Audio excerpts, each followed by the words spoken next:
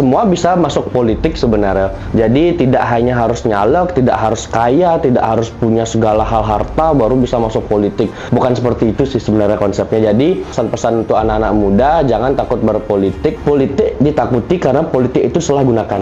Untuk generasi muda kita, ayo nanti pada tanggal 14 Februari 2024 gunakan hak suaramu, mari datang ke TPS, jangan sampai golput, karena pemilu adalah bukan ajang untuk mencari yang terbaik, tapi ialah ajang untuk jangan sampai yang terburuk berkuasa.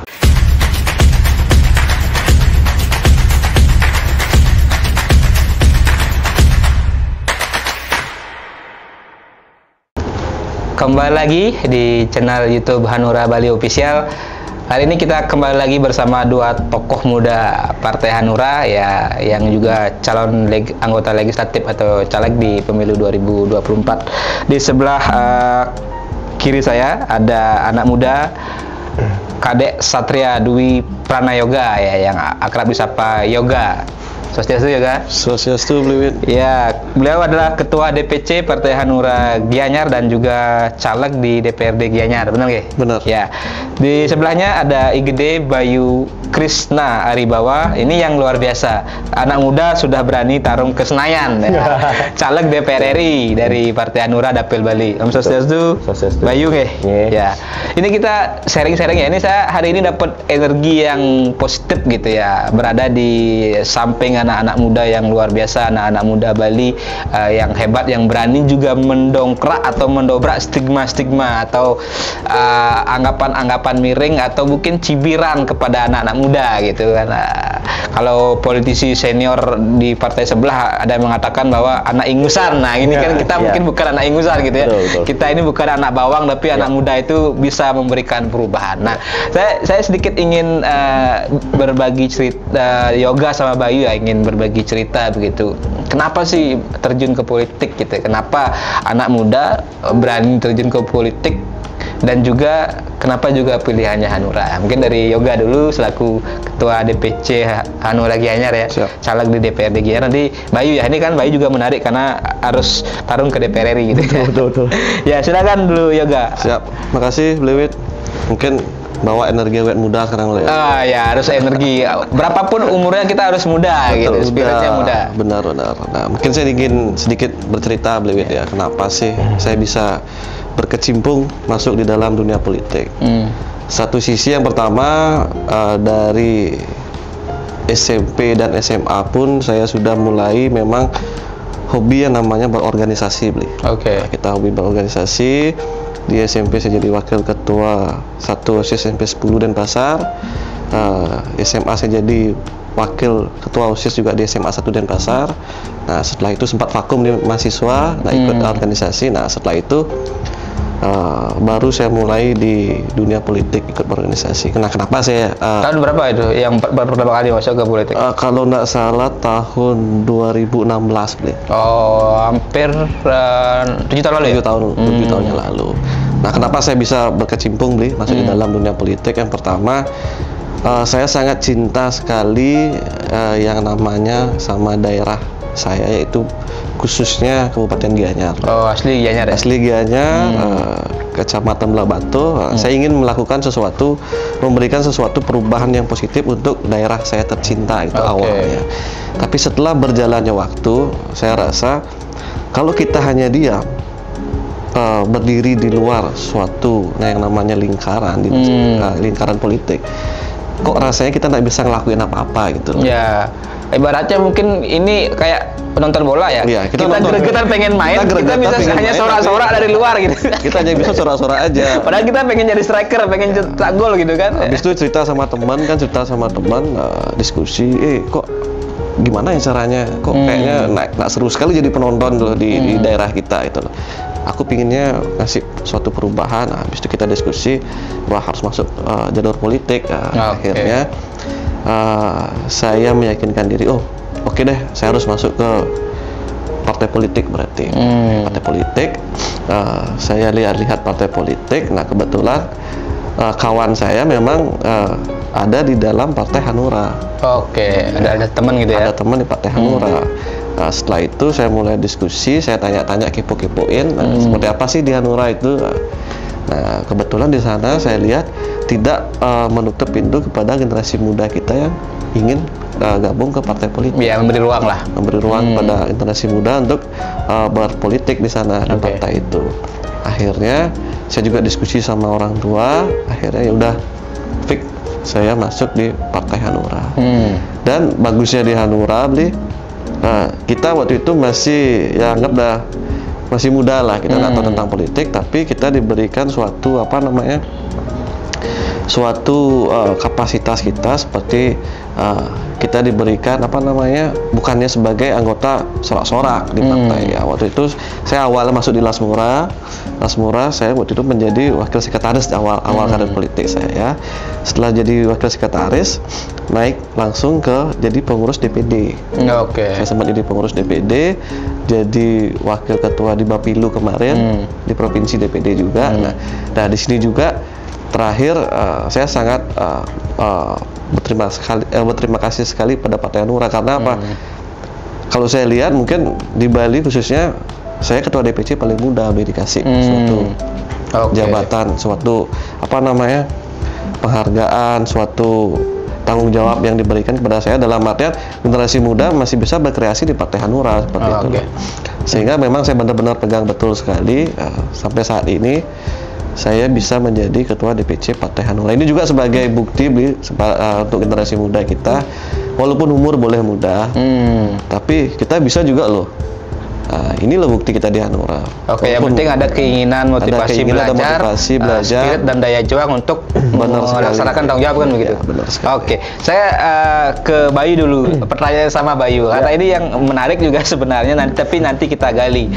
Bayu kan anak muda gitu, mungkin lebih muda dari Yoga ya. Jauh. Jauh. Kalau boleh spill 20-an berapa? 24 sekarang. 24. Jauh juga dari saya gitu. Anak muda, mungkin kalau adik mungkin 3 tingkat lah kan begitu. Apa yang membuat Bayu di umur 20? Mungkin berarti kan bergabungnya di umur berapa jadinya? Di tahun 2021. Berarti umur 22 ya jadi bergabung ya. Di umur 22 mungkin baru tamat kuliah waktu itu.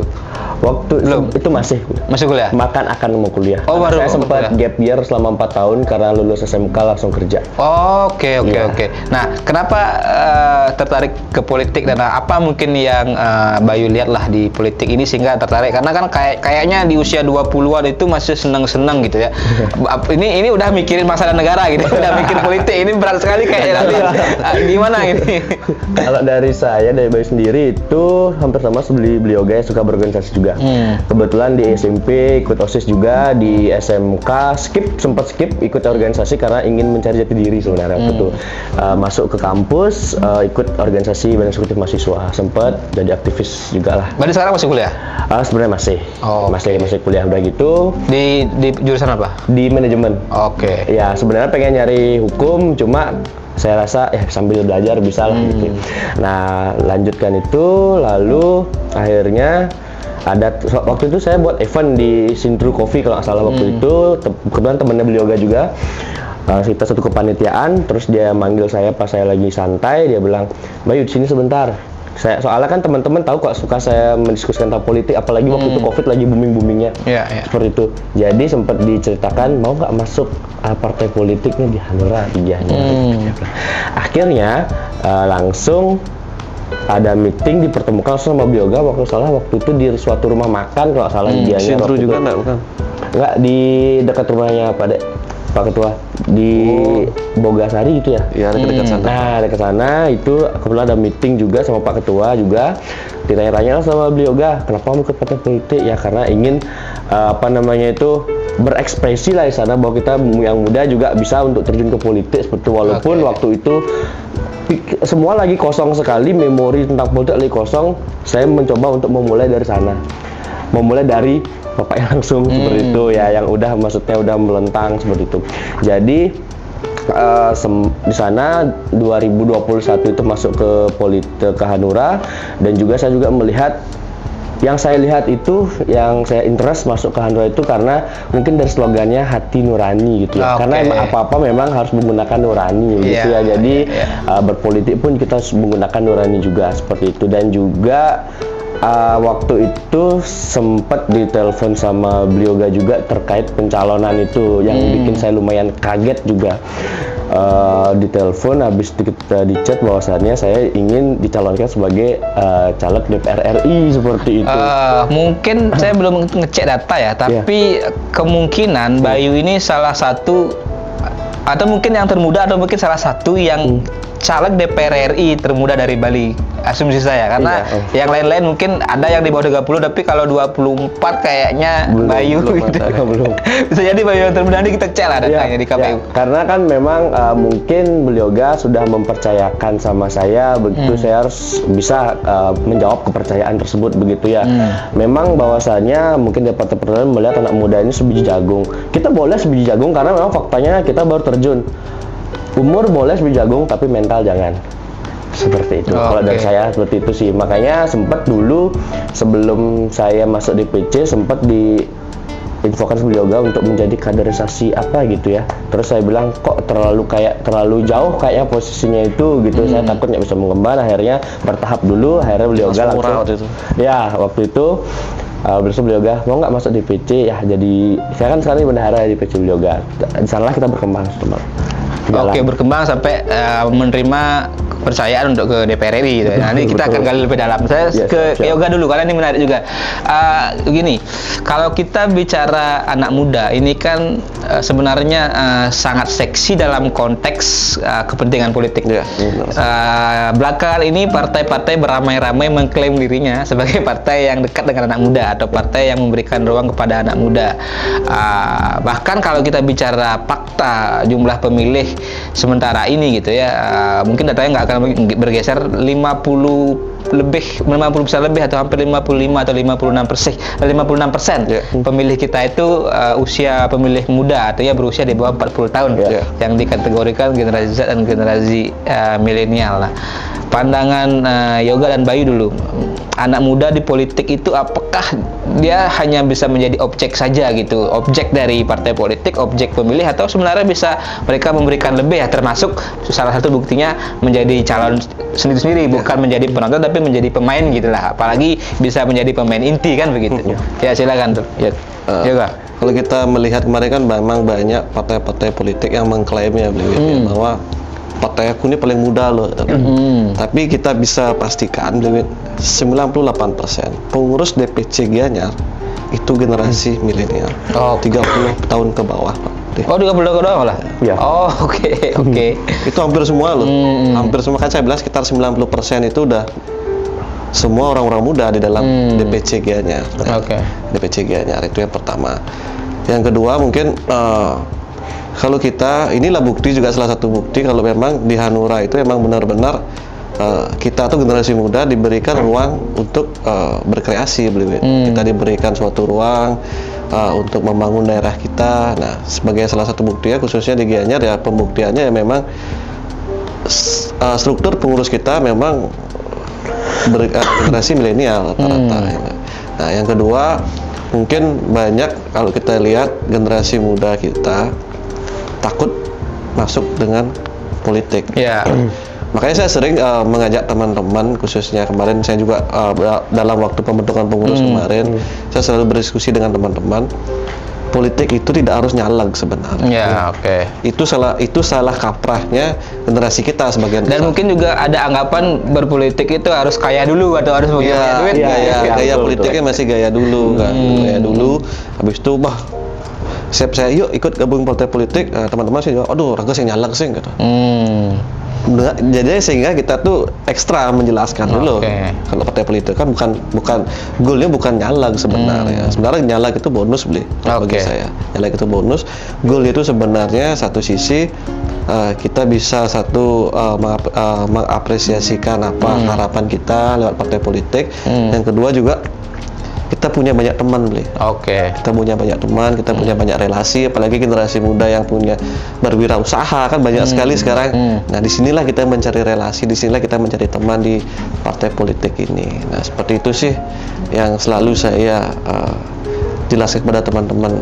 Oke, itu menarik. Jadi anak muda berpartai politik tidak harus nyalek. Tidak, ya. Nah, tadi juga saya sambung ke Bayu. Ini kan tadi ada anggapan juga bahwa berpolitik itu mahal, harus kaya dulu. Sedangkan anak-anak muda, ya mohon maaf, yang misalnya baru umur 20 kan baru masa mereka mendapatkan first jobnya mungkin, atau masa mereka baru meniti karir begitu.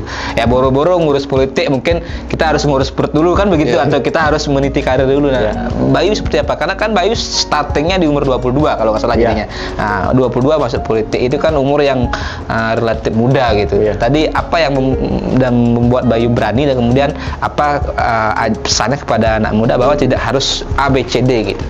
Kalau dari Bayu sendiri memang senang nonton politik gitu ya, perkembangan politik, suka nonton debat dan kayak gitu tuh. Jadi memang dari diri sendiri muncul seperti ingin terjun dulu dan memahami isi dari sebuah sektor politik itu apa sih sebenarnya yang ada di politik itu. Jadi memang luas sekali, dan juga semua bisa masuk politik sebenarnya.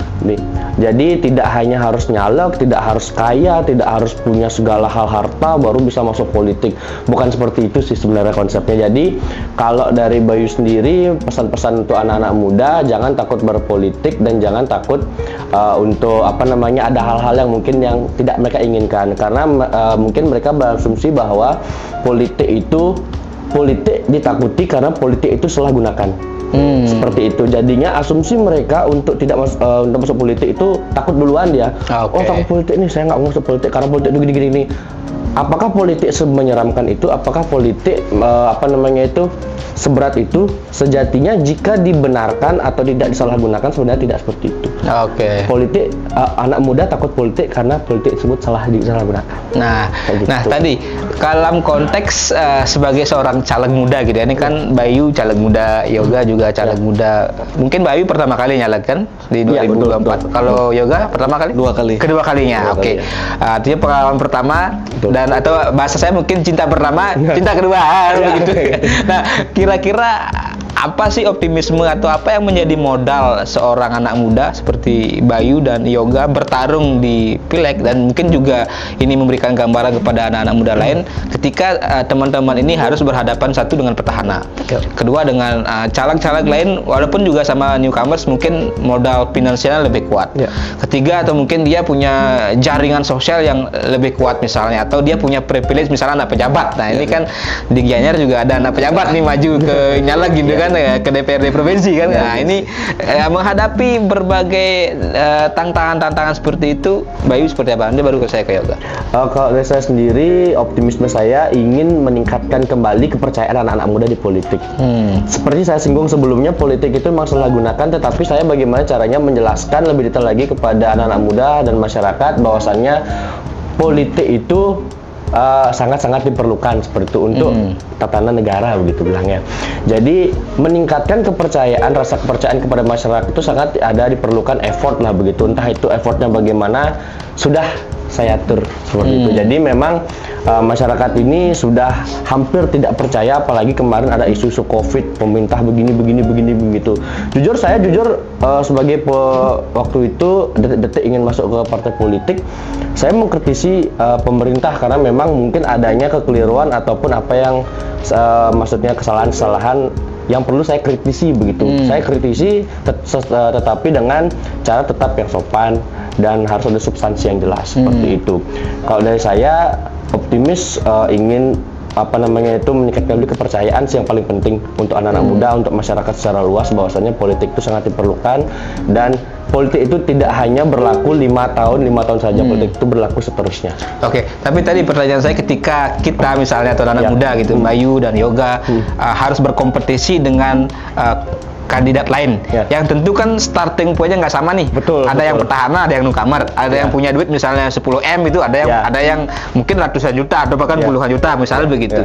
Ada yang tadi punya privilege anak pejabat atau anak tokoh, sedangkan misalnya kalau saya anak orang biasa, anak petani. Nah itu dengan kalau kita ibaratkan lomba lari, kita ini startnya beda-beda nih, tapi mencapai garis finish yang sama gitu harus. Nah ini kira-kira gimana? Mungkin nanti saya ke Yoga, ke Bayu dulu lah. Dengan kita berkompetisi tapi tidak punya starting point yang sama atau tidak punya modal bekal yang sama nih gitu. Ya, itu kan udah pasti kalah jauh ya. Kalah jauh. Dan kalau dari Bayu sendiri yang paling penting itu mental udah pasti. Mental harus mental juara, mental pemenang juara. Gitu. Ya, seperti yang saya bilang tadi, boleh kita sumur jagung, cuma mental kita jangan. Optimisme kayak seperti itu, lalu mempersiapkan apa-apa saja yang harus memang kita persiapkan, apalagi nih DPR yang notabene seluruh Indonesia begitu, apalagi baru pertama kali calonkan. Lumayan kaget sebenarnya sebelumnya, cuma karena memang sudah diberikan percayaan, ya udah kita jalan bareng-bareng seperti itu. Dan juga tidak ragu saya berkomunikasi dengan beliau masalah terkait hal ini begitu ya, takutnya nanti kan saya nggak bicara, takutnya kan masalah komunikasi ya sebenarnya ya, itu makanya itu saya harus sering berkomunikasi juga, sering juga diskusi dengan beliau bagaimana ini ke depannya kita itu. Dan secara langsung saya juga perlu tuntunan, perlu bimbingan juga sama beliau kayak begitu. Jadi memang modal saya yang paling mentok itu mental dan juga tujuan-tujuan yang akan saya buat ke depan itu seperti apa. Nggak ada salahnya kita merancang dulu, nggak ada salahnya kita untuk mempersiapkan dulu bagaimana ke depannya. Betul, nanti bagaimana untuk berlayar itu pasti udah saya siapkan kayak gitu. Apa aja yang misalnya untuk menjadi kebutuhan dan lain sebagainya. Sebenarnya banyak sebenarnya yang harusnya saya siapkan, baik itu terutama diri sendiri dulu lah. Bagaimana kita berpolitik menekan nurani. Oke, kalau tadi ke Yoga dengan kompetisi tadi ya, apa modalnya Yoga nih biar bisa sampai ke garis finish walaupun sebenarnya tadi starting point-nya beda-beda atau amunisinya beda-beda gitu. Kalau saya mungkin gini, saya ada lebih pada Bayu ya. Ini kan cinta kedua saya. Sehingga saya udah mengenal cinta pertama saya seperti apa. Oke, walaupun dikecewakan oleh cinta pertama, cinta kedua harus jadi ke pelaminan. Nah, mungkin begitulah ada logikanya. Dari cinta pertama kan kita punya pengalaman ya, seperti ini. Ternyata meraih cinta pertama itu seperti ini. Nah, kalau untuk cinta kedua, jujur modal utama nih yang pertama kan semangat arus deh.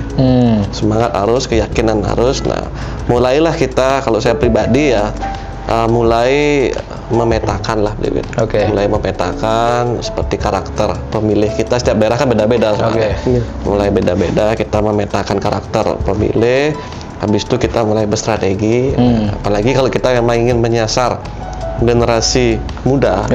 Generasi muda itu kalau secara langsung kita misalkan pendekar Simokrama itu nggak kena dia nggak kena. Mungkin kita lebih, apalagi sekarang kan ada kemajuan teknologi, mungkin kita lebih memaksimalkan teknologi yang ada seperti Facebook, IG, Twitter atau apa. Nah itu mulai salah satu strategi.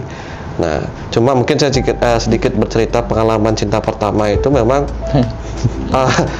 saya mendekatkan generasi muda khususnya kemarin generasi muda, dan mereka tuh yakin mereka tuh yakin dengan pilihannya. Cuma di saat hari H ini, di saat hari H kita mau ngelamar ini, kita ditolak karena ada orang lain bawa amplop gitu misalnya. Atau orang lain bawa mahar, istilahnya bawa mahar yang lebih besar gitu kan. Gini waktu itu ceritanya, saya nggak bisa beli karena apa, orang tua saya sudah dikasih sesuatu. Sehingga inilah yang terjadi, yang ditakutkan politik balas budi. Politik balas budi itu bahaya sekali, apalagi karakter daerah kita nggak munafik ya, di Bali itu kental sekali namanya politik balas budi. Itulah yang terjadi dengan generasi muda kita yang seharusnya mereka fight, ada keinginan, tapi ada ketakutan jadinya. Tidak satu suara, tidak apa, takut dibilang melenceng. Apalagi ada isu-isu dulu kan sempat waktu Pilgub 2018 ada isu kesepian, apalagi nanti diancam begitu kan. Itulah kacau lagi. Karena adanya ketakutan sehingga lamaran saya ditolak. Tapi yakin nanti di 2024 nggak ditolak lagi? Astenggara. Saya ingin ada 2 poin pertanyaan terakhir nih kepada Bayu maupun Yoga.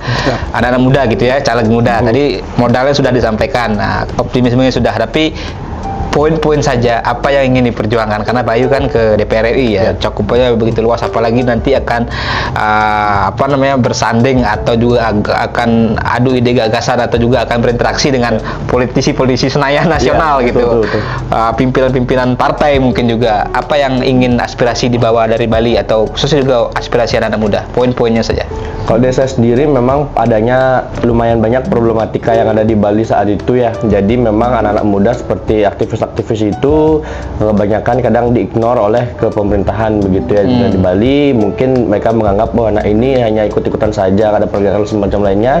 Dan juga saya kan sebenarnya ikut di BEM ikut aktivis juga gitu, dan juga mengkaji apakah hal ini benar, apakah hal ini hoax. Kita harus bisa membedakan dua hal itu. Jadi supaya tidak ada salah asumsi gitu, apalagi kan nanti yang namanya mahasiswa pasti menyangkut kampus juga, seperti biar tetap menjaga nama baik citra kampus seperti itu. Kalau yang tadi itu kayak yang seperti aspirasi Blok Senayan itu memang bagaimana kita menjaga, kita kan di Bali nih, di Bali ini apa yang harusnya dijaga kita akan tetap jaga, dan memang jika ada problematika pasti akan ada masyarakat atau aspirasi-aspirasi yang datang dari masyarakat langsung. Kita harus bisa juga apapun yang menjadi kritikan buat kita, apapun aspirasi yang datang ke kita, kita sebisa mungkin sampaikan juga tanpa ada minusnya seperti itu. Jadi mungkin memang sulit ya, karena kita harus juga mendengarkan banyak aspirasi-aspirasi seperti itu. Jadi kita mungkin mengambil poin-poinnya saja. Oh, mungkin aspirasinya dia ingin berbentuk seperti ini, itulah yang akan kita perjuangkan di Senayan seperti itu. Kira-kira sudah ada gambar nggak Bayu akan misalnya lebih concern di isu apa atau di komisi berapa gitu? Kan ada, kalau salah ada 11 ya komisi. Ya, kalau dari saya sendiri itu mungkin lebih ke isu sosialnya, isu sosialnya, dan memang apalagi sekarang di sosial itu salah sedikit, ada gesekan sedikit itu akan berbahaya. Seperti itu berbahaya untuk kedepannya, apalagi anak-anak muda yang memang kurang memahami bagaimana di sosial itu seperti apa, seperti itu. Jadinya asa untuk adanya gesekan di sosial itu pasti akan ada. Sekarang bagaimana kita untuk meminimalisir agar upaya tidak ada gesekan-gesekan sosial yang menyebabkan kerugian buat semua. Kalau di anak-anak muda atau di sektor misalnya kreativitas anak muda, apa yang ingin Bayu perjuangkan ke pusat, misalnya infrastruktur entah di olahraga atau mungkin di tadi mewadahi PDP anak muda. Karena kalau tidak salah itu kan di Komisi 11 ya, kalau berkaitan dengan anak-anak muda, apalagi dengan ekonomi kreatif, dengan pariwisata. Kira-kira apa yang ingin Bayu poin untuk anak muda yang ingin Bayu bawa ke Bali lah gitu? Untuk itu mungkin lebih ke memberikan mereka ruang kreativitas. Ya, berikan kreativitas, memberikan dia ruang untuk mereka berkreasi, berinovasi seperti itu. Jadi jangan sesekali kita membatasi apa yang mereka suka seperti itu, selagi itu hal yang positif. Intinya itu kita memberikan ruang bahwasanya setiap orang, setiap anak muda itu memiliki talent ataupun keinginan atau niat yang berbeda-beda, kemauan dan juga niat bakatnya berbeda-beda. Kita harus bisa mengkaji di sana bahwasanya oh ini anak ini lebih di A, kita harus memberikan ruang supaya tidak disalahgunakan seperti itu.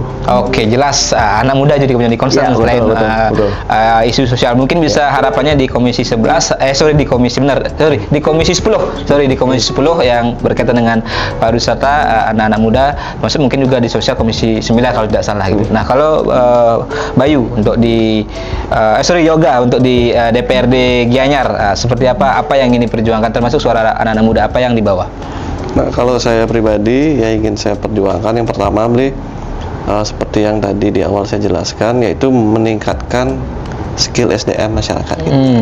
Nah, mungkin lebih menggiatkan pelatihan bagi generasi muda kita, karena kan skill itu adalah basic masyarakat untuk maju dari segi skill. Yang kedua yang ingin saya perjuangkan yaitu memperjuangkan peningkatan kesejahteraan seniman kita di Gianyar. Karena saya lihat masih perlu ditingkatkan kembali. Nah, itu saya nak mulu-mulu sih saya ingin cuma membawa dua tujuan saya kenapa saya maju di caleg di DPRD Kabupaten Gianyar. Nah, jadi dua poin itu ya, untuk Gianyar khususnya juga daerah seni gitu. Ya, nah, pertanyaan terakhir sebagai sebuah closing ya. Anak muda tentu harapannya pengen didukung juga oleh anak muda gitu kan. Ya, ajakan Yoga dan Bayu, kenapa anak muda harus ke TPS di pemilu 2024? Nah, mungkin Yoga duluan, nanti Bayu closing. Untuk generasi muda kita, ayo nanti pada tanggal 14 Februari 2024 gunakan hak suaramu, mari datang ke TPS, jangan sampai golput. Karena pemilu adalah bukan ajang untuk mencari yang terbaik, tapi ialah ajang untuk jangan sampai yang terburuk berkuasa. Untuk daripada itu, gunakan hak suaramu dengan baik, datang ke datang ke TPS, tunjukkan hati nuranimu, pilih partai yang benar-benar memperjuangkan hati nurani rakyat. Oke, silakan Bayu. Nah, ini untuk ke anak muda yang siap akan bertarung di Senayan ya. Closing ajakannya, kenapa anak muda harus ke TPS? Oke, kalau dari saya untuk anak muda memang sebagaimana yang kita tahu, memang anak muda itu seperti kalau disuruh ke TPS, kadang-kadang dia nggak mau, kadang-kadang dia mengatakan bahwa saya tidak ada untungnya ke TPS. Itu pemikiran yang keliru sebenarnya. Apa yang namanya itu, kita sebagai pejabat juga, nanti kalau pejabat gitu pasti akan selalu mendengarkan aspirasi anak muda seperti itu. Jadi jangan takut ke TPS, silahkan datang ke TPS dan juga pilihlah kandidat atau calon-calon sesuai dengan pilihan dan dalam hati nurani kalian masing-masing. Jadi agar tidak nanti disalahgunakan, seperti itulah ikasarnya. Oke, jadi pesannya jangan takut datang ke TPS. Betul. Oke. Betul. Saya simpulkan dari pemikiran dua anak muda Bali yang hebat ini, intinya anak muda punya potensi yang besar untuk melakukan perubahan lewat jalur politik ya, baik di legislatif maupun di eksekutif ya, khususnya di 2024 di jalur legislatif dua orang ini akan bertarung. Dan tadi pesannya anak muda jangan takut datang ke TPS, dan tadi pemilu legislatif atau pileg bukan memilih yang terbaik tapi memilih mencegah yang terburuk berkuasa. Tadi juga Bayu katakan mari datang ke TPS, mungkin bahasanya jangan rebahan di rumah, hadirkan perubahan di TPS ya, kan begitulah mungkin simpelnya, jangan rebahan di rumah, hadirkan perubahan di TPS, pilih dengan hati nurani ya. Itu pesan dari anak-anak muda Bali, Yoga dan Bayu. Terima kasih Yoga, Bayu sudah berbagi di Hanura Bali Official. Banyak hal yang ingin kita diskusikan ke depan, kita sambung di kesempatan berikutnya.